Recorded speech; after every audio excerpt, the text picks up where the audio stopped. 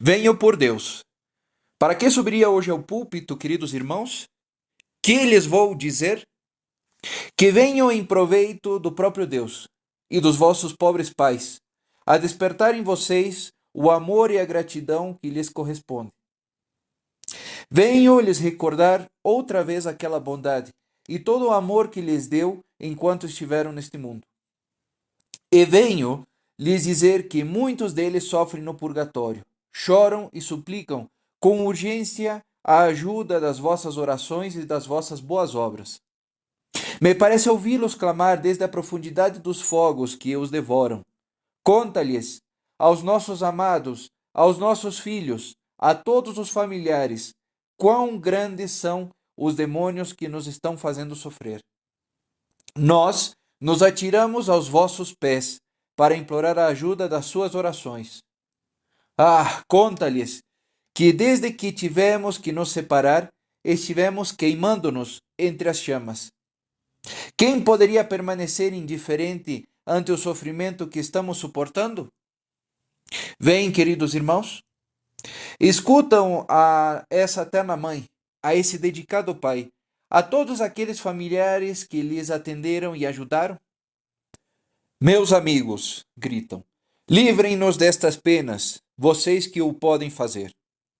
Considerem então, meus queridos irmãos, a magnitude dos sofrimentos que suportam as almas do purgatório e os meios que vocês possuem para mitigá-los. Vossas orações, boas ações e, sobretudo, o santo sacrifício da missa. E não queiram parar a duvidar sobre a existência do purgatório. Isso seria uma perda de tempo. Nenhum entre vocês tem a menor dúvida sobre isso. A Igreja, a quem Jesus Cristo prometeu a guia do Espírito Santo, e que por conseguinte não pode estar equivocada e extraviar-nos, nos ensina sobre o purgatório de uma maneira positiva e clara. E é, por certo, e muito certo, o lugar onde as almas dos justos completam a expiação dos seus pecados antes de serem admitidos à glória do paraíso, o qual lhes está assegurado.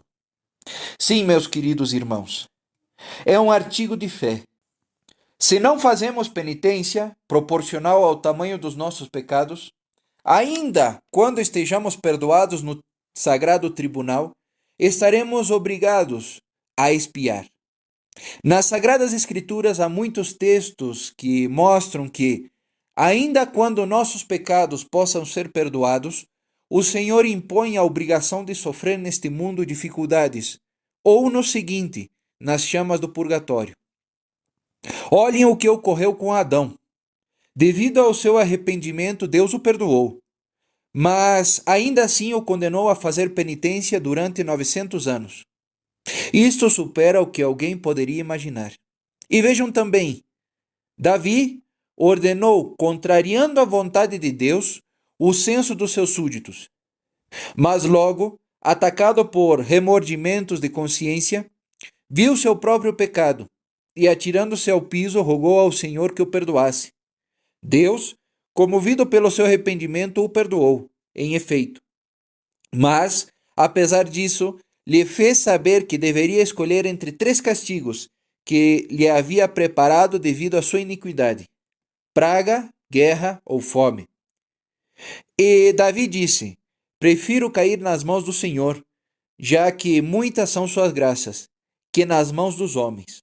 Escolheu a praga, que durou 3 dias, e se levou a 70.000 súditos seus. Se o Senhor não houvesse detido a mão do anjo, que se estendia sobre toda a cidade, Jerusalém haveria sido despovoada. Davi, considerando os muitos males causados pelos seus pecados, suplicou a Deus que lhe desse a graça de castigar apenas a ele, e não ao povo, que era inocente.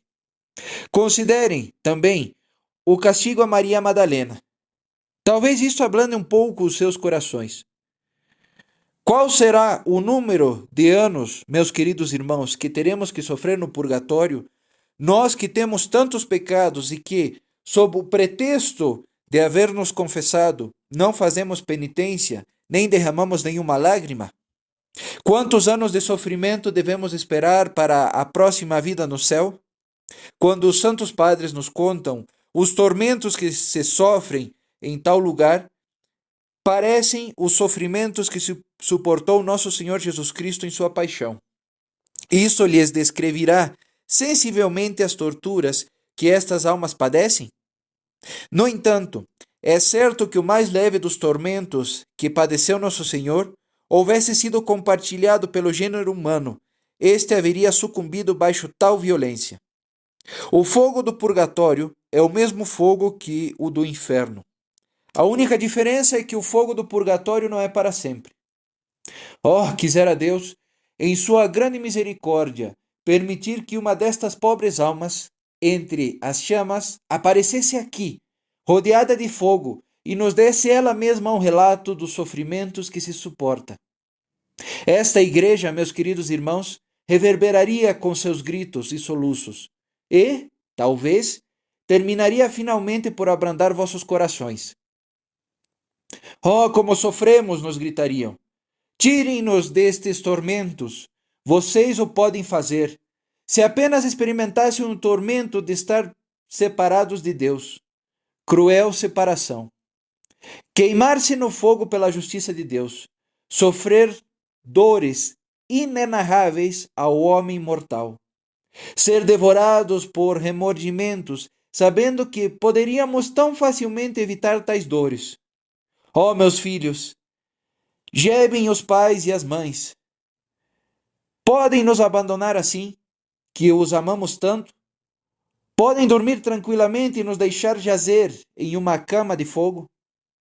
Se atrevem a dar a vocês mesmos prazeres e alegrias, enquanto que nós aqui sofremos e choramos noite e dia? Vocês têm nossas riquezas, nossos lares, estão gozando do fruto dos nossos esforços e nos abandonam aqui, neste lugar de tormentos, onde temos que sofrer por tantos anos, e nada para nos dar, nem sequer uma missa. Vocês podem aliviar nossos sofrimentos, abrir nossa prisão, mas nos abandonaram. Oh, que cruéis são estes sofrimentos! Sim, queridos irmãos, a gente julga muito diferentemente as chamas do purgatório sobre os pecados veniais, se é que se pode chamar leves aos pecados que levam a suportar tais penalidades rigorosas. Que desgraçados seriam os homens, proclamaram os profetas. Ainda os mais justos, se Deus não os julgasse com misericórdia. Se ele encontrou manchas no sol e malícia ainda nos anjos, que resta então para um homem pecador? E para nós, que cometemos tantos pecados mortais e sem fazer praticamente nada para satisfazer a justiça de Deus, quantos anos serão de purgatório? Meu Deus, dizia Santa Teresa, que alma será o suficientemente pura para que possa entrar no céu sem passar pelas chamas purificadoras? Em sua última enfermidade, gritou de repente: ó justiça e poder do meu Deus, quão terríveis são! Durante sua agonia, Deus lhe permitiu ver sua santidade, como os anjos e os santos o viam no céu, o qual a aterrorizou tanto que suas irmãs, vendo-a tremer muito, lhe disseram chorando: ó madre, que sucede contigo? Seguramente não teme a morte depois de tantas penitências e tão abundantes e amargas lágrimas. Não, minhas filhas, replicou Santa Teresa, não temo a morte, pelo contrário, a desejo para poder unir-me para sempre com o meu Deus. São teus pecados, então, o que te atemorizam depois de tanta mortificação? Sim, minhas filhas, lhes disse. Temo pelos meus pecados e por outra coisa mais ainda. É o juízo, então? Sim, tremo ante as contas que é necessário render a Deus. Quem nesse momento não será piedoso? E há ainda algo mais cujo o só pensar me faz morrer de terror. As pobres irmãs estavam muito perturbadas. Pode ser o inferno, então? Não. Graças a Deus, isso não é para mim. Oh, minhas irmãs, é a santidade de Deus. Meu Deus, tem piedade de mim. Minha vida deve ser posta cara a cara com a do próprio Senhor Jesus Cristo. Pobre de mim, se tenho a mais mínima mancha. Pobre de mim, se ainda há uma sombra de pecado. Como serão então nossas mortes? Gritaram as irmãs. E como serão as nossas, então, meus queridos irmãos, que quizá em todas as nossas penitências e boas ações, nunca purgamos um só pecado perdoado no tribunal de penitência? Quantos anos e séculos de castigo nos restariam? Como nos gostaria não pagar nada por essas faltas, tais como essas pequenas mentiras que nos divertem, pequenos escândalos, o desprezo às graças que Deus nos concede a cada momento, as pequenas murmurações sobre as dificuldades que nos manda o Senhor. Não, queridos irmãos, nunca nos animaríamos a cometer o menor pecado se pudéssemos compreender o muito que isto ofende a Deus e quanto merece ser castigado ainda neste mundo. Deus é justo, queridos irmãos, em tudo o que faz. E quando nos recompensa pela mais mínima boa ação, nos dá com juros o que poderíamos desejar. Um bom pensamento, um bom desejo, ou seja, o desejo de fazer alguma coisa boa, obra ainda quando não estejamos capacitados para lográ-lo. Nunca nos deixa sem recompensa. Porém, também, se trata de nos castigar, o faz com rigor. Ainda as faltas leves. E por elas seremos enviados ao purgatório.